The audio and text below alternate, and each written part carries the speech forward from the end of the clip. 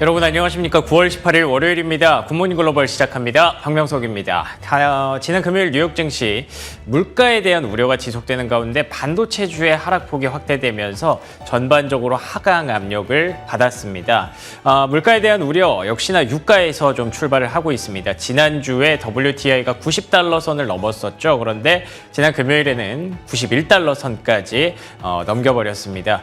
이게 공급단에서 계속 지금 산유국들의 감산 우려가 지속되는 가운데 수요단에서는 중국의 경제 지표가 호전되는 모습이 수요를 또 자극했습니다. 산업 생산이라든지 소매 판매, 실물 지표가 좀 금요일에 좋아졌죠. 이 부분이 WTI를 또 들어 올렸고요.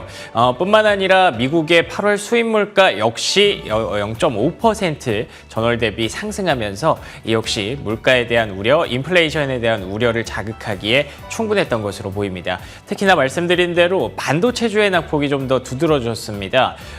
반도체주는 따로 이슈가 좀 있었죠. TSMC에서 수요 둔화 우려를 제기하면서 장비 업체들에게 납품을 좀 연기해달라는 보도가 있었습니다. 로이터발 보도였고요.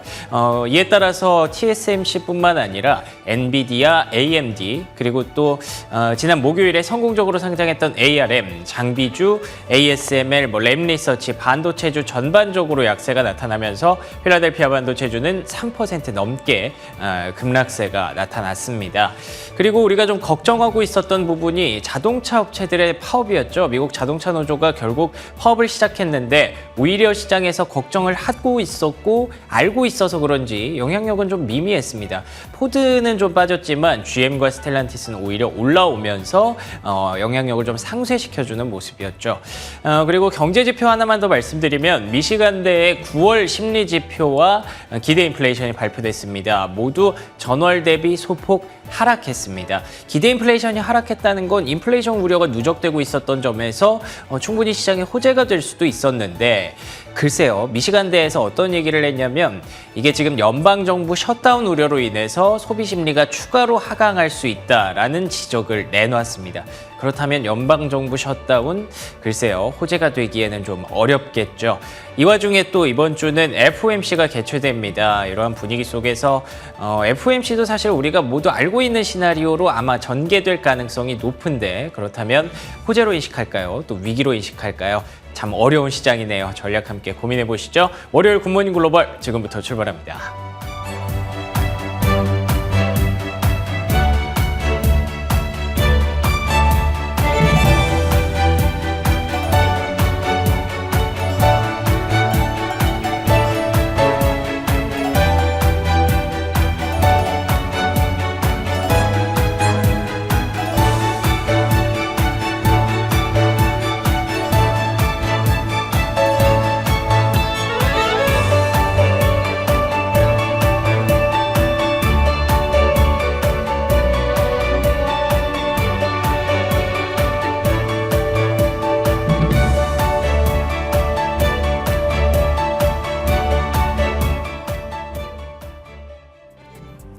이번에는 미증시에서 있었던 종목별 메가 이슈들 정리해드리는 메가3 시간입니다. 먼저 핀비즘을 확인해 보겠습니다.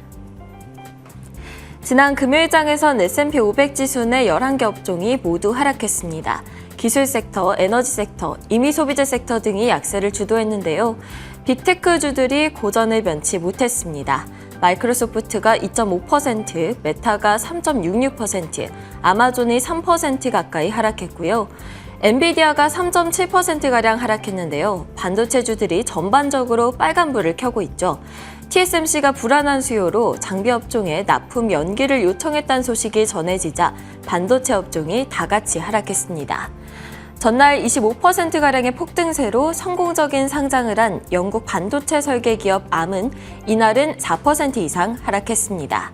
어도비는 전날 장마감 후 예상치를 웃도는 실적을 발표했음에도 4% 넘게 하락했고요.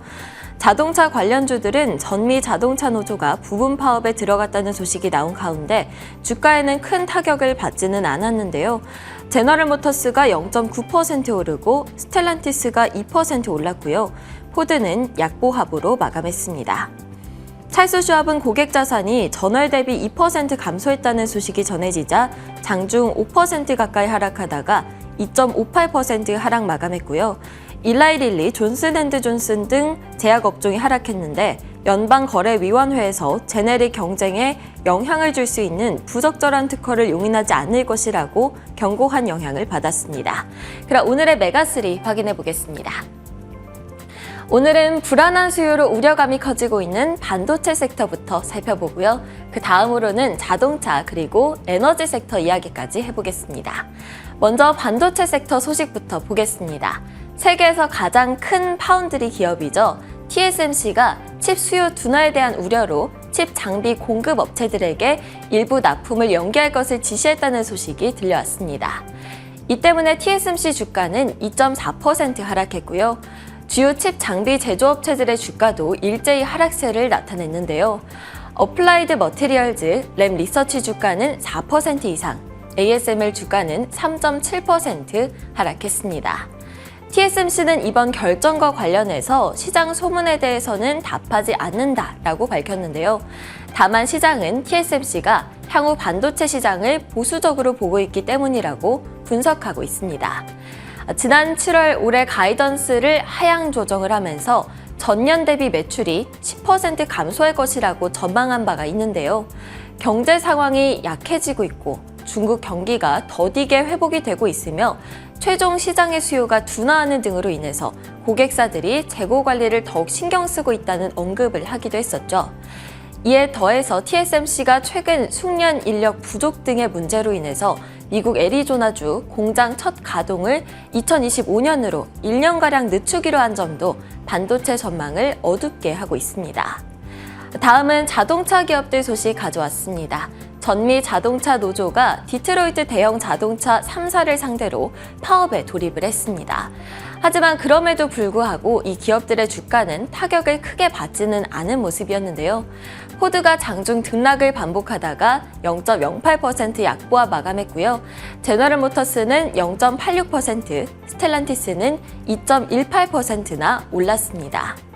이번 파업에는 12,700명이 참여를 했는데요. 현재 세계 공장에서만 파업이 진행 중이기 때문에 이 파업이 자동차 제조업체에 미치는 재정적인 영향은 제한적일 것이라고 합니다. 월가에서는 전미 자동차 노조가 더 많은 공장으로 파업을 확산시킴으로써 자동차 제조업체에 대한 압력을 강화하려고 시도할 것이라고 전했는데요.